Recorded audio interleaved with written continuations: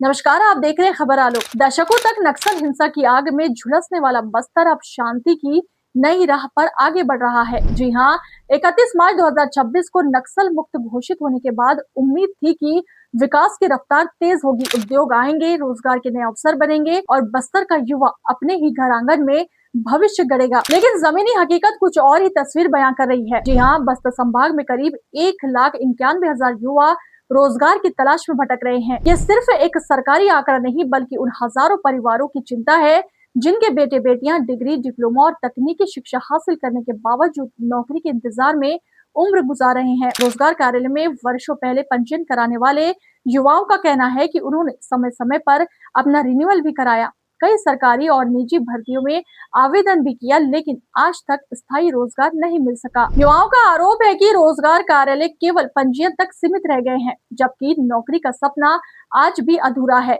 बस्तर के युवाओं में बढ़ती निराशा अब खुलकर सामने आने लगी है। उनका कहना है कि चुनाव के दौरान रोजगार, उद्योग और स्थानीय भर्ती के बड़े बड़े वादे किए जाते हैं, लेकिन चुनाव खत्म होते ही ये घोषणाएं फाइलों में दबकर रह जाती है। प्लेसमेंट कैंप जरूर लगाए जाते हैं, लेकिन वहां मिलने वाली नौकरियां कम वेतन, अस्थायी नियुक्ति और दूसरे राज्यों में जाकर काम करने की शर्तों के साथ होती है। आदिवासी समाज के युवाओं का कहना है कि अब उनका भरोसा सरकारों और जनप्रतिनिधियों के वादों से उठता जा रहा है। उनका मानना है कि चाहे कोई भी सरकार सत्ता में आए, बस्तर के स्थानीय युवाओं को उनके ही क्षेत्र में सम्मानजनक रोजगार देने की दिशा में ठोस प्रयास नजर नहीं आते। यही वजह है कि जगदलपुर, दरबा, लोहंडीगुड़ा, बस्तानार, बकावंड, तोकापाल, कोलेंग और बस्तर विकासखंड सहित पूरे संभाग से बड़ी संख्या में युवा रोजगार की तलाश में तेलंगाना, आंध्र प्रदेश, कर्नाटक, तमिलनाडु और केरल जैसे राज्यों की ओर पलायन करने को मजबूर हो रहे हैं।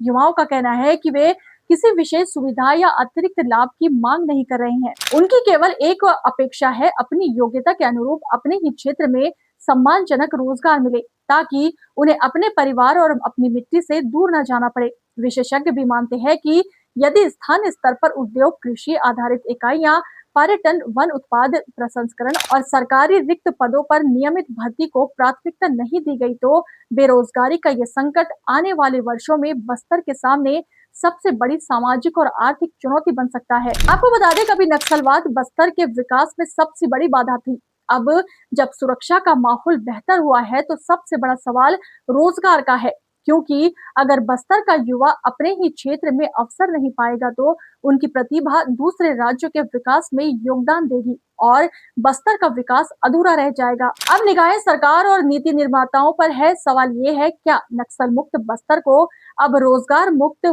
बस्तर बनाने की दिशा में ठोस कदम उठाए जाएंगे, या फिर बेरोजगारी की ये खामोशी चुनौती आने वाले समय में एक नए संकट का रूप ले लेगी। खबरें आगे और भी आप बने रहे खबर आलोक के साथ। नमस्कार।